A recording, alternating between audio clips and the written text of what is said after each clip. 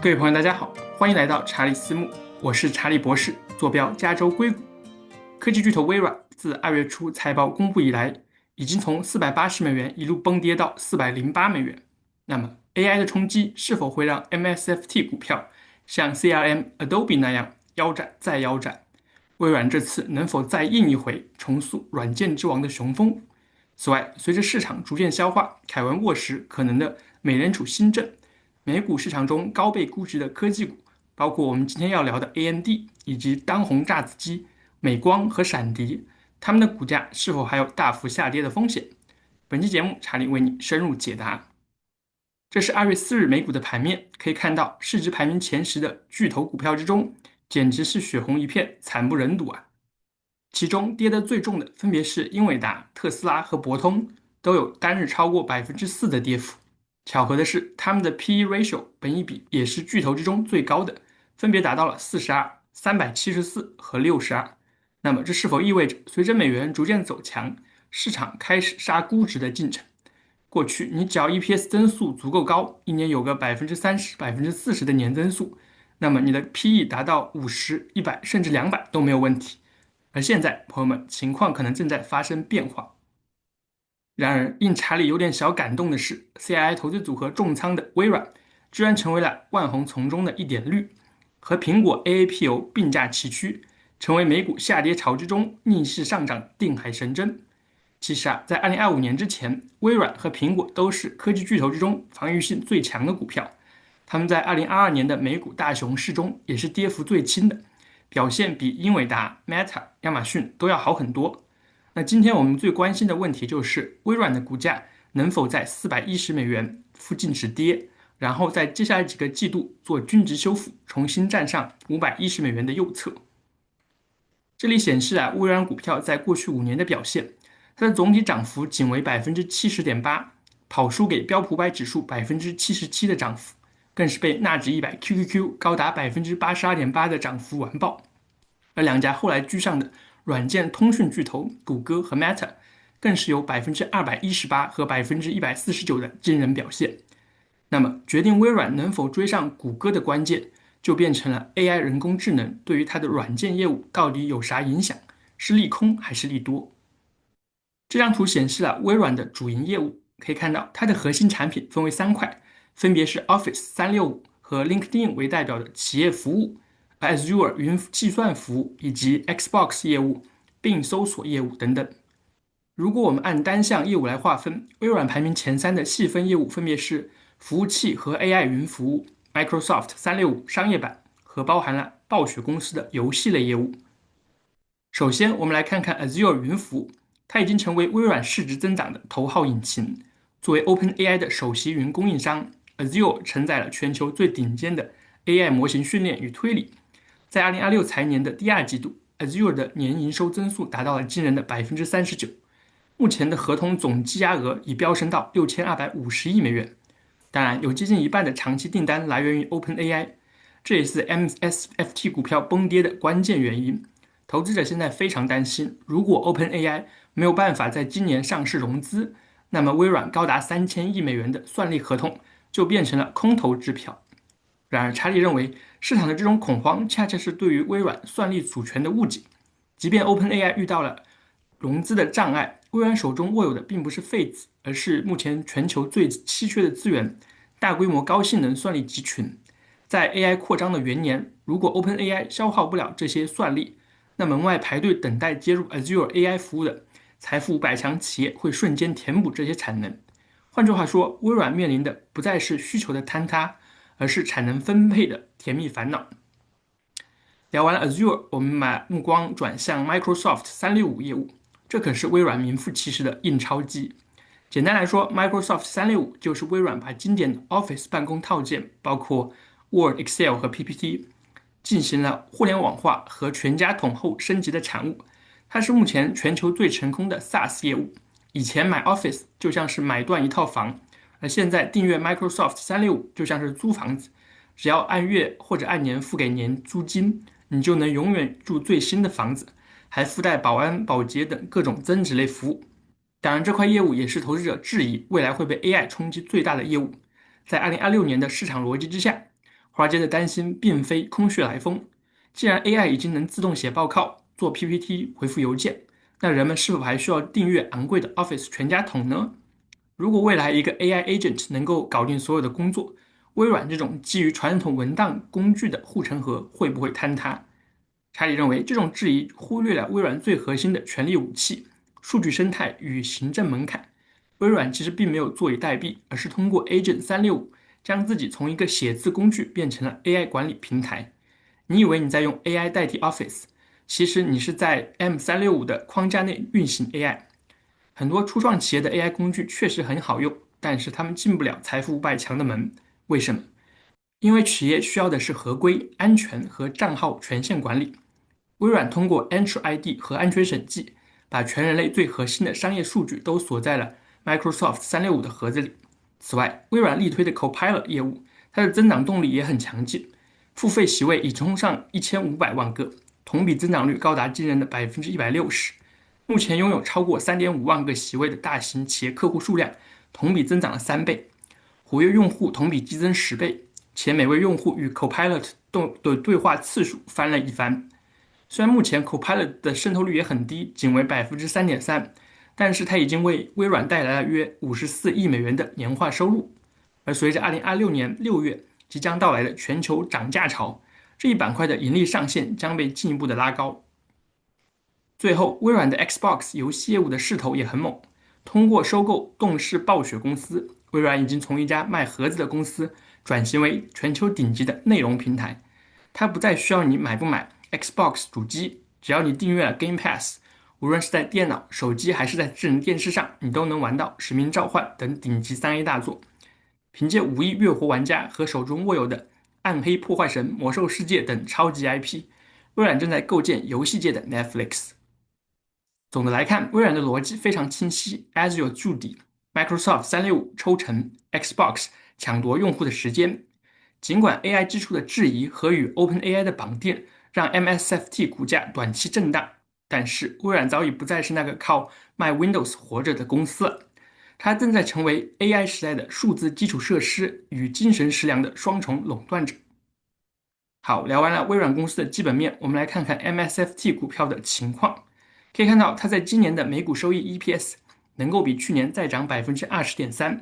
这可比标普500指数平均10%的增速高了1倍。而在2027和2028年，MSFT 的 EPS 增速也不会大幅放缓，还是能够维持在15%到20%的高水平。这也是查理依然看好微软股票的关键原因。我相信数据，他告诉查理，微软的业务并没有因为谷歌、Anthropic 的竞争而被侵蚀，反而它的未来潜力非常大。这是华尔街的机构分析师对微软股票的评级。可以看到，就算是 MSFT 股价已经崩跌了25%，但是依然没有分析师给出卖出的评级，而高达95%的分析师给出强烈买入或者买入。而机构给的1年后平均目标价更是高达$605，比当前的市场价高出45%，上涨空间极其惊人。那目前我的 CII 投资组合的第一大持仓就是微软，它占了总资金的50%以上。查理的平均买入价在$438，我也是在过去半个月内分批加仓买入了 MSFT 的股票，现在就耐心持有即可，坐稳扶好，等待着微软到今年夏天能够给我们带来超额收益。那除了微软的正股之外，我还在微软股价跌破$420之后，逢低抄底了少量 MSFL， 它是带2倍杠杆的 MSFT 股票的 ETF， 风险性更高。查理把 MSFL 的仓位控制在4%以下，毕竟它的风险还是蛮大的，我们小赌怡情即可，大赌容易灰飞烟灭。好，聊完了微软，我们来看看通用芯片的 No.2 AMD 的新闻。AMD 是在昨天2月3日盘后公布了最新的财报，尽管第4季度的业绩超预期，但 AMD 股价却在今天单日暴跌17%，而在过去2个交易日，AMD 直接从$250的高位被华尔街砸穿到地板，跌到了$200的重要支撑位。那么，为啥 AMD 明明财报数据非常漂亮，还要被机构甩卖一空呢？和微软的情况一模一样，AMD 积压的大合同之中有很大一部分与 OpenAI 深度绑定，投资者极度担心，如果 OpenAI 无法顺利完成 IPO 或者融资，那么 AMD 的算力合同也可能无法进行兑现。此外，尽管 AMD 对于2026年第一季度的营收指引高于分析师的平均预期，但是在 AI 热潮的极高期望值下，这个数字被市场解读为不够激进，甚至被定性为 soft 疲软。那面对股价的重挫，AMD 的 CEO Lisa Su 在财报会议之中和在媒体之后采访中都极力的安抚市场。他直言：“作为业内人士，我看到的 AI 增长速度甚至超过了我之前的想象，并且强调企业对于 AI 算力的需求正处于抢购的状态。” Lisa Su 强调，即便个别客户，比如 OpenAI 的情况发生了变化，全球对于高性能算力的饥渴也是长期性的。AMD 的产能依然处于供不应求的甜蜜期。那随着 Helios 和 MI450芯片系列在2026年下半年正式推出，AMD 将真正迎来利润的爆发期。查理认为，这次暴跌更多是估值泡沫的修正，而非 AMD 基本面的坍塌。AMD 目前的市盈率依然处于高位，市场需要它证明自己不仅能做出好的芯片，还要能像老大哥英伟达那样建立不可撼动的软件与生态护城河。那对于 AMD 感兴趣的投资朋友们，下半年它的 MI450芯片交付量才是决定 AMD 的股价能否重回巅峰，甚至突破$300的关键。那目前查理的 CI 人工智能投资系统不建议大家盲目抄底 AMD，这是因为当前的198到$203的中等支撑区域有比较大的概率在接下来几周被破掉，而在$200以下，我们还要等到$170附近才会有下一个较强的支撑区域。那这个跌幅可以高达12%，还是稍微大了一点啊。如果我们看 AMD 股票的月线图走势，会发现一点异常的情况。2月4日的这个单日暴跌17%，它的交易量非常大，是 AMD 平均日交易量的5倍，这就证明有大机构在出货跑路。华尔街它不玩了。而在之前的1月13日、15日、21日和23日，AMD 的股价从当时的$205暴涨到$260的那2周，都有机构的买盘进场，从而推高了 AMD 的股价。而现在的情况刚好相反，机构正在跑路，因此查理不建议投资朋友们现在就去接 AMD 的飞刀，因为它的股价还有下跌的空间嘛。那截止到2月4日，CI 投资系统对于 AMD 股票给出了黄色持有的信号，系统建议大家再耐心的等一等。如果 AMD 接下来再缓慢滑落到$170附近，我们可以逢低抄底。当然，还需要等到它出现月线级别的止跌形态之后，我们再抄底 AMD 更加稳妥一些，好不好？但是从长期来看，AMD 的 EPS 增速依然很高，这2年都有50%以上的高增速。虽然它的 PE 现在确实高了那么一丢丢，达到了99.8，但是它的1年后前瞻 PE 只有39，也没有那么夸张了。反正查理还是看好 AMD 的长期表现，毕竟它也是去年给查理带来超额回报的绩优股。现在 AMD $200的价格有点不上不下的感觉，如果未来它能够回撤到$170以下，我还是会认真考虑要不要再抄底 AMD，人称 Advanced Money Devices。好，聊完了微软和 AMD，我们最后看看存储芯片的双子星美光和闪迪。MU 股票今天是崩了10%，从开盘的$410，盘中一度跌到过$365。而查理在1月23日的节目中就有专门分析过美光的股票，当时 CI 投资系统给出的买点刚好就卡在$365，不知道有没有朋友今天抄底了 MU 的股票？欢迎在评论区告诉查理。那目前 CI 投资系统对于 MU 股票依然给出了绿色买入的信号。当然，我们不能很傻很天真，认为美光是那种可以像英伟达一样一抱个好几年的稳定上涨的股票。如果你要做 AMU，那必须转换思维，变成短线套利交易的模式。在这里，查理还是需要强调一点，那就是要把存储芯片股的仓位严格控制在5%以内，因为我们谁也不知道他们是不是就此巅峰已过，悄然开启了下一个存储芯片熊市的周期。就像去年10月底，比特币、以太坊的突然暴跌那样，加密货币的熊市就正式开启了，一跌跌1年的那种。反正查理现在还是不会投资存储芯片类的股票，真的被套怕了。那对于闪迪 SNDK， 它就像是存储芯片板块的以太坊或者是白银。今天 SNDK 股价单日暴跌15%，收在$584， CI 投资系统建议，现在确实是高位止盈或者直接卖出 SNDK 的好时机。这是因为，虽然 SNDK 的财报超预期，它在今年的 EPS 增速也高达1103%，但是到了明年 SNDK 的 EPS 增速就会下降10倍，退到111%。